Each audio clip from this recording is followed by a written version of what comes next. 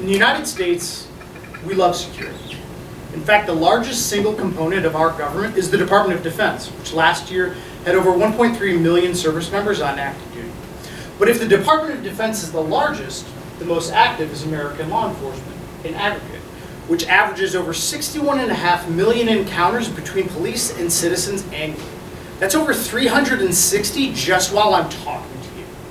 But what you may not be as aware of is a strong connection between the military and law enforcement, because of the over 700,000 police officers serving in communities across the country.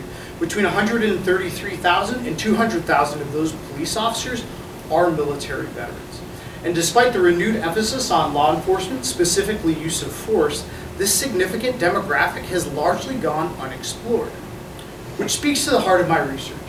How do military veterans behave once they transition to a career in law enforcement? But to give you more context, what I want you to think about, how does somebody who spends time in an organization defined by the words you see in green, which are driven from the mission statements of the major components of the United States military, how does that time influence that individual as they shift over to a career in a seemingly very similar, but what I would argue is a fundamentally different job, defined by the words you see in blue and yellow, which are the mission statements from the 7 largest police departments in the United States.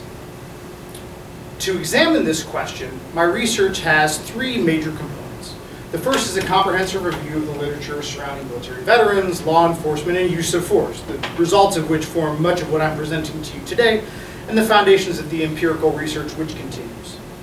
The second component is an individual level examination of use of force. And to do so, I partnered with a major metropolitan police department looking at over 8 years of use of force data, specifically data concerning military veterans. And to do so, I've taken elements from their service records, and I'm looking at elements such as race, age, experience, the individuals that they interact with, and how those may be causally linked to that officer's decision to use either force, lethal or not, or to not use force.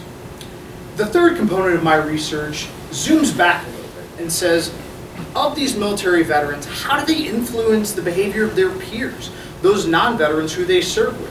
How do those police units and teams operate in their communities, and are there knock-on or potential effects of leadership, something we see in the leadership or in the literature as a benefit of bringing military veterans in law enforcement? Ultimately, the goal of my research is to better understand this unexamined portion of American law enforcement and to help contribute to our collective understanding of how those we charge with serving and protecting our community do so day to day over 60 million times a year. Thank you.